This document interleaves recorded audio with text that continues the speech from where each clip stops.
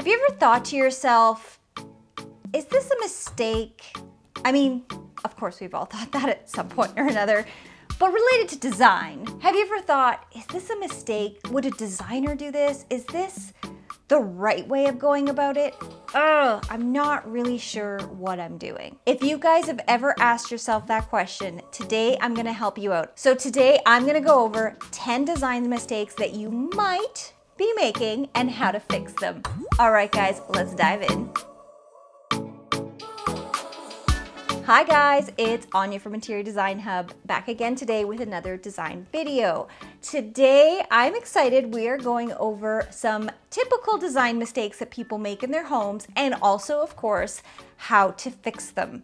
So we're gonna jump right on into it. So design mistake number 1 is buying furniture that is the wrong size for the space. This happens all the time. And you know what? I'm gonna be honest with you. Sometimes when I see something in a big showroom, even I think, oh, that will totally fit. And then I go home, I do my measurements, and I'm like, oh my gosh, that is way too big for the space. And that's as a designer, because it's so hard to tell the scale and proportion of furniture when you're in a, 30, 40, 50, 100,000 square foot showroom. So something that is actually quite large in scale doesn't seem very large when you actually walk into the space and see it. And I just wanted to share that even myself can sometimes be thrown off with, thinking that something might fit, but as a designer, I always make sure to check the sizing. So what's really important about your furniture is making sure that the scale and proportion fit. So you want to have clearances. You want to have about 36 inches to rock around your sofa where your coffee table is, maybe a foot, but you do want to have a nice area of mobility around the sofa. Now, if it's up against a wall, which I don't really recommend pushing things up against a wall, more than that later, but you want to make sure at least one side, your primary pathway, I guess you could say, is clear. And you don't want to leave too little space. You don't want it to feel too big. And it's one of those fine lines if it's too small, where you have just massive amounts of space around your furniture, where you're like, I feel like I need something else. So you really need to figure out what is the proportion that you need. And in order to help you with that, I did do a video on scale and proportion. It's the 6 principles of design. It gets into even a little mathematical equation. So jump over to that video after this one. It will really help you figure out exactly how to nail down the correct scale and proportion for your furniture. All right, design mistake number 2 that you might be making, and this one is so easy to fix. This is, if you bought the wrong size furniture, it's gonna be a little bit more costly to fix. Or you might just have to really rearrange things. But this one's easy. It's easy, it's cheap, it's affordable. All you need is a little bit of time. So, and potentially new curtains, but that's okay because they're not that expensive. Design mistake number 2 is hanging your curtains at the wrong height. Now, curtains hung at the wrong height, what does that mean? So, a lot of people, what they tend to do is they have the frame and they hang their curtains pretty much right at the frame, whether it's on the outside of the frame or just above the frame. You don't really want to do this unless you literally have no options. That if that's where your ceiling line is, then okay, yes, that's where you have to hang your curtains. But you really want to hang your curtains as high and actually wider than your window. So I've done a video on this before, but basically you want to go either halfway between your top of your frame and your ceiling, or, which looks even nicer, all the way up if possible. And you want to go about 8 to 12 inches outside of that outside frame. That's really, really important for hanging curtains. So why it's so important is that it makes your room feel taller, and you want the curtains to come all the way from the top, wherever the top bar is, to the floor. Now you don't want that puddling at the bottom. I've done that because I'm lazy and I don't always sew them, but I've been getting better. I've been on top of it. And you also don't want a big gap. So I see almost more often where they're too short than too long. And you end up having this gap of, say, 3 inches, 4 inches, 5 inches, whatever on the bottom.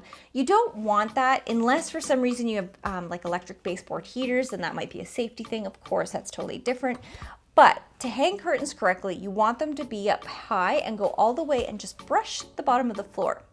And you want to measure, so if you don't have curtains and you need to buy them, the tip to get this right is hang the bar first, or figure out where the bar height will be and then measure that height to the floor. So when you're trying to purchase curtains and you've say measured and you have 88 inches is your length that you need from top to bottom, you will want to go for a longer curtain than a shorter curtain so that you're able to basically hem up the bottom. And there's a lot of tricks around this. Like, you don't have to sew it if you don't like to sew or don't know how to sew or don't have access to a sewing machine. You can actually buy these little strippers that just iron and fold on, so you just iron it up and easy peasy. But don't buy, say, an 84-inch curtain if you have an 88-inch length that you need. You want to go longer, not shorter. Design mistake number 3 that you might be making is undersized area rugs. Oh, I see this one so much. So area rugs need to go under all pieces of your furniture. So what you don't want to see is when it's kind of floating inside of, say you have a couch or a sectional and a couple chairs, and the rug is just like under the coffee table but not under the couch and the chairs.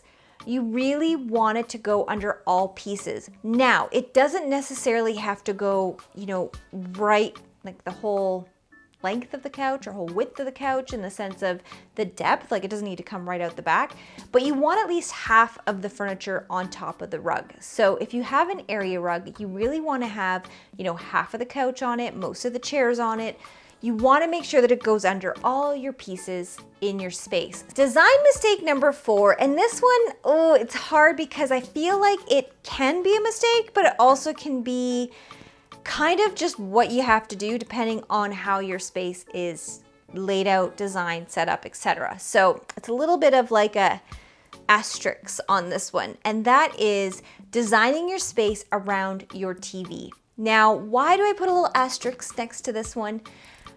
You don't want to intentionally design a space around a TV. It just feels, I don't know, it doesn't feel good. Like it shouldn't be your focal point. However, there's a lot of, designs that are done with the TV mounted above a fireplace. And some of those, like myself here, it's actually built in. Like there is a hole in the upper part.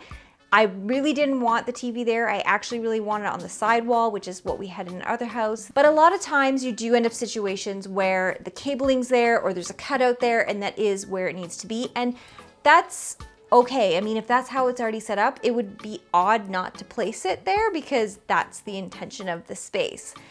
Try to think about all of your items that you want in the space, the flow, the conversation, where do you all want to gather and talk about? If you have a focal feature like a fireplace or a really interesting architectural element that you want to be a little bit of the focus, play with that, and then think about the TV as an afterthought. Think about where it is, whether it's tucked away in a cabinet, whether it's one of those TV that almost looks like a frame on the wall and it kind of blends away as like a piece of artwork. We all have a TV, but try to design your space without thinking about the TV and then bring that in after and try to make sure that it still works and still complements and makes sense. All right, design mistake number 5 is a cluttered kitchen. Now, I know life gets busy. I'm like right now there is a sink full of dishes, I'm not gonna lie. They'll get done at some point today, I'm sure. Maybe tomorrow, who knows? One of the easiest things to do to make your space feel better is to declutter your kitchen. Now, sometimes that's not necessarily mess. Like right now I have a mess, but sometimes it's just too much stuff out. So you might have, a mixer and cookbooks and little canisters and like little decorative things. And if you love it and that's the look you're going for, cool. But it does tend to make your space just feel a little too busy. So kind of try to curate it back.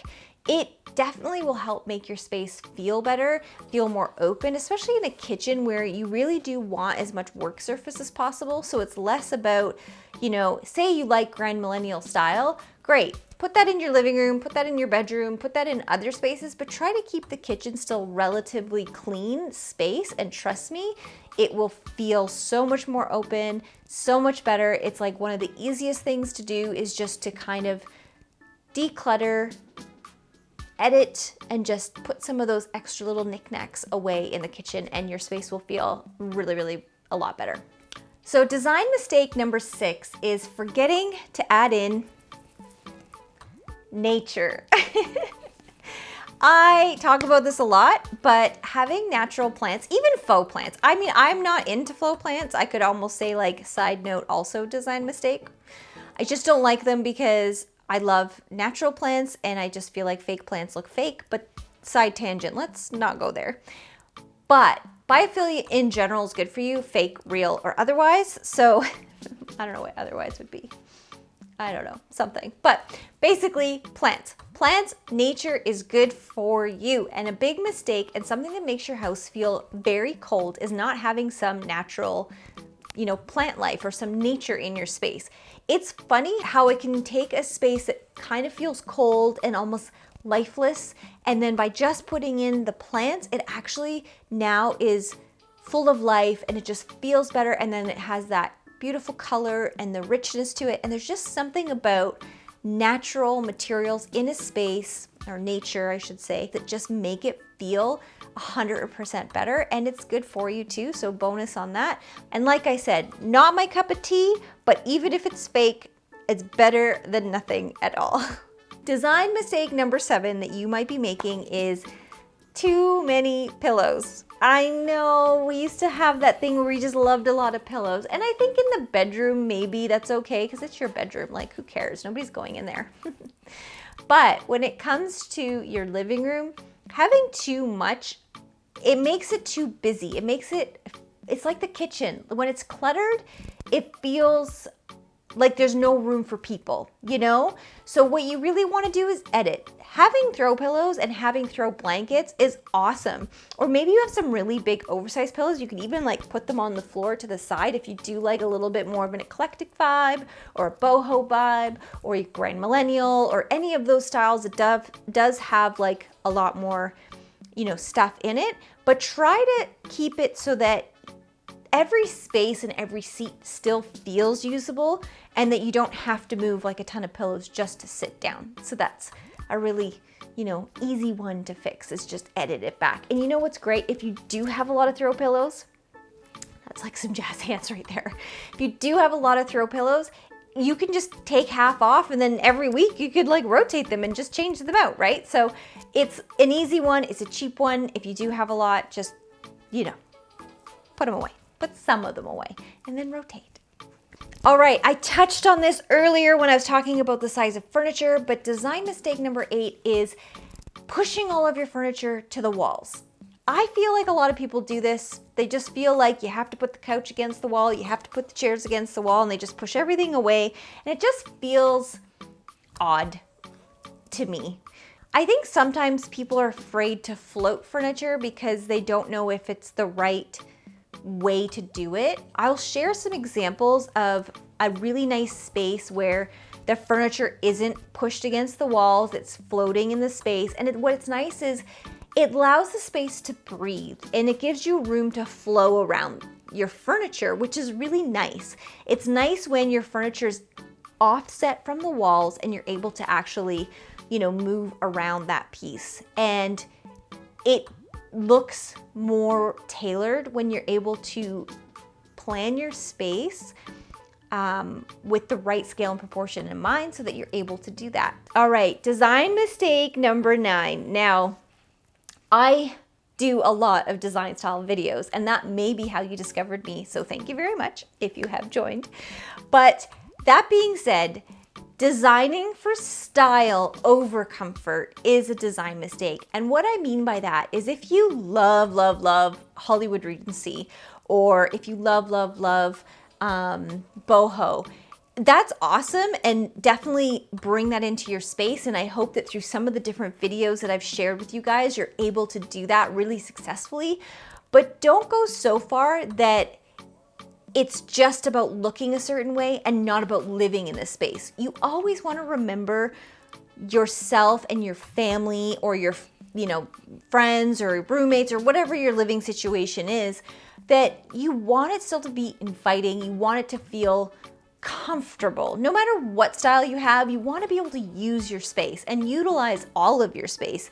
You don't want your style to take over in the sense that you're actually now scared to use your space, You want it to also be a space that if you're wanting to lounge around and watch TV, that you feel like you can do that, whether you're entertaining guests or just sitting on the couch eating a takeout dinner or something. I mean, whatever it may be, but you want to make sure that you feel like you can live in your space. So as much as style is so important, I think, for creating a really beautiful space that you are proud of and that you love, and I mean, that's why you check out these style of videos, is that you do want to have a certain style in your space, or you want to curate your space to a certain style.